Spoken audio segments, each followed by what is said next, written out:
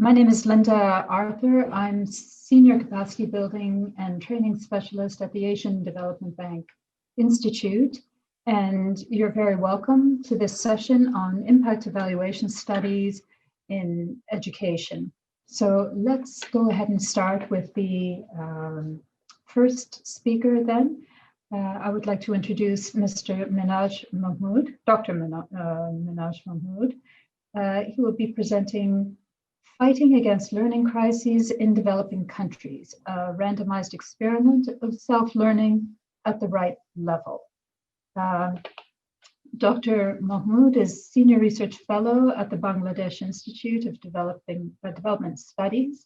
He's also a visiting fellow to the JICA Bogota Research Institute in Tokyo. His field of research is broadly in the area of behavioral economics, development economics, experimental economics, and political economy issues. So Dr. Mahmood, please go ahead. You have 15 minutes for your presentation. Thank you. So I'll be presenting our joint work, Fighting the Learning Crisis in Developing Countries, a randomized experiment of self-learning at the right level.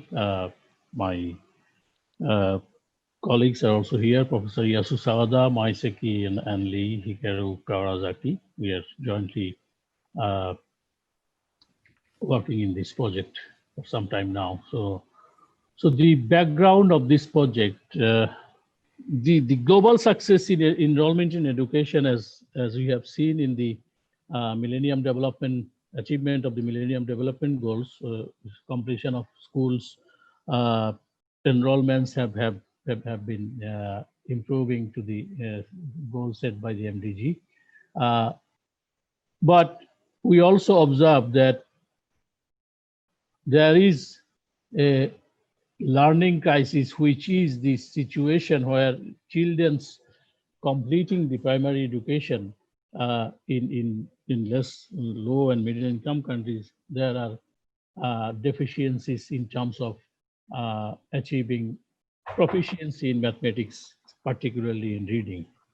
So we define that, and that given the fact that the Sustainable Development Goal targets that has linked to education everywhere and all the development goals, education, improving the quality of education is very important in this context. So with this background and motivation, what we look in this study is that we look into the case, what happens if we introduce a globally popular non-formal education method, which is individualized self-learning method of Kumon Institute of Technology developed, which is a market-tested method, which actually enables design as enabling the students with advanced academic and self-learning ability by ensuring that students are studying at the right level.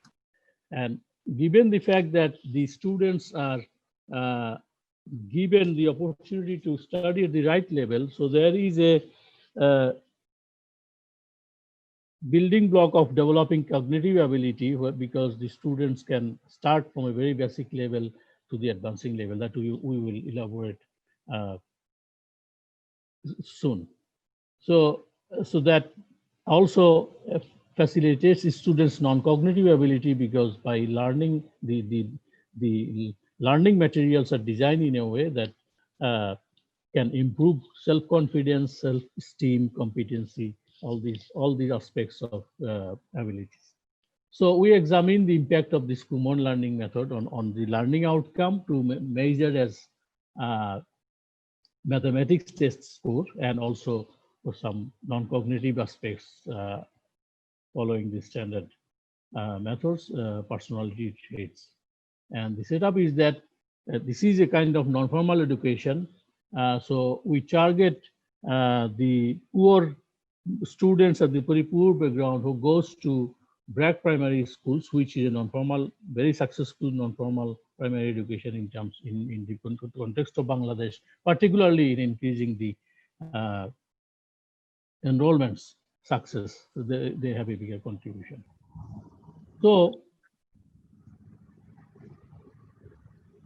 We can say that this paper is it's first to test this kind of self-learning intervention, which is largely based on in the paper and pencil, and which does not require uh, teachers to teach in the class, in supplementing the quality of the education in the case of lectures style public education system. So the setup is the school that we study this experiment this method also follows the same lecture style education as in public schools. So if we look at the literature, that we have seen that there are many education interventions which has contributed to the success of the millennium enrollments issues. But when it comes to learning, improving the learning, demand side approaches are less promising. Then supply side interventions are like increasing the supply of teachers quality input and all these things. The most promising intervention that are teaching at the right level, and also very recently e-learning materials where a student can self-study. But we think that there are some challenges in scaling up these programs because of the supply of quality teachers can constrain the overall success of the teaching at the right level in a poor setting context in a country where there are constraints in access to appropriate infrastructure such as electricity or internet connection and all these that can also constrain the success of those e-learning materials. So I was summarizing the results that we find following this Kumon intervention, there are significant improvements in terms of cognitive ability measured by two different mathematics test score, and also longer term impact we found in terms of when we compare the proficiency, cognitive ability in terms of proficiency in math score with the mathematics score obtained in the primary school certificate exam. We find a significant impact due to intervention. And also there are other impact on non-cognitive abilities that we measure through certain personality traits. We find catch-up effects among students who are initially low abilities compared to the media.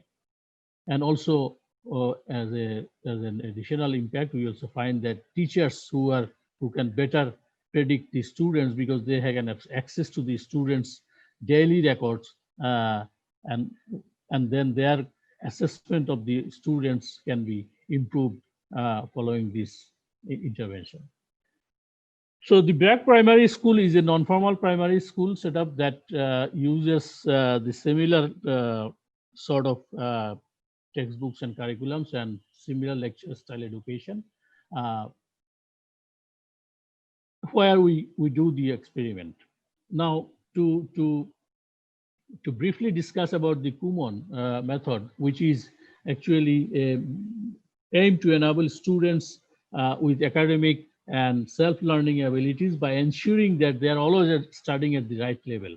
So the Kumon learning materials are designed in a way so they start from a very low level, and with step-by-step difficulty increasing, they go to a higher stage. And by this, this learning approach can ensure that students have a full understanding of the basic concepts which can occur as a building block for developing their cognitive ability, because the materials they start with is given at a lower level. So the level is determined by some cognitive diagnostic test which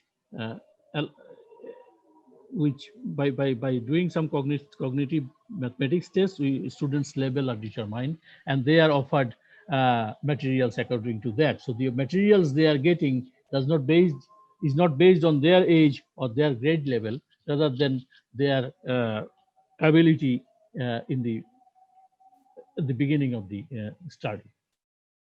So as you can see, there are example slides which shows that they start from a very basic level and goes to the advanced level, and there are about 20 levels there, and a lot of worksheets.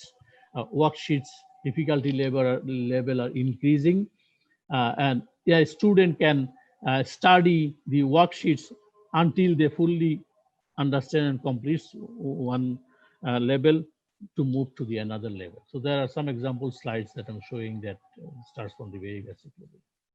So what we do, we experiment this common learning approach in black primary schools using a randomized control trial design. And then we have 34 schools where average class size is 30. And finally, we have, following our design, we have about 1,000 students who are in grade 3 and grade 4. And because the randomization is school level, so only grade 3 students in one schools or grade 4 students in another schools are coming in under the intervention. And following a baseline diagnostic test and baseline study, and end line after 8 months, we track students' progress following this. And the common intervention consists of 30 minutes of program before the regular classes every day, where the teachers do not teach. There are marking assistants. Teacher can interfere only when the students are stuck with a level of material moving into the next level. So they change this. So there are these practical issues are there.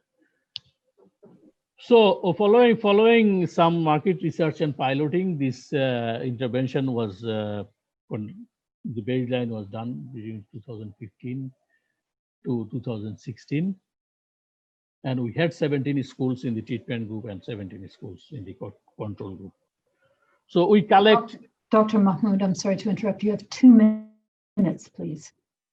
2 minutes? Yes. Oh, I'm very sorry. So what we do, we follow the,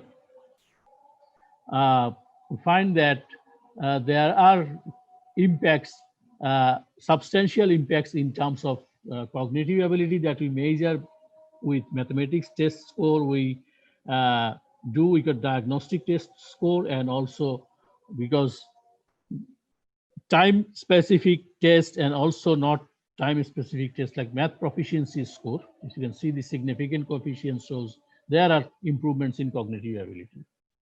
In terms of heterogeneous impact, we also find that if we categorize the students into high cognitive, high non-cognitive, high cognitive, low non-cognitive, all 4 types, high, high, high, low, low, high, low, low type. In all cases, we find that there is substantial impact in the cognitive ability.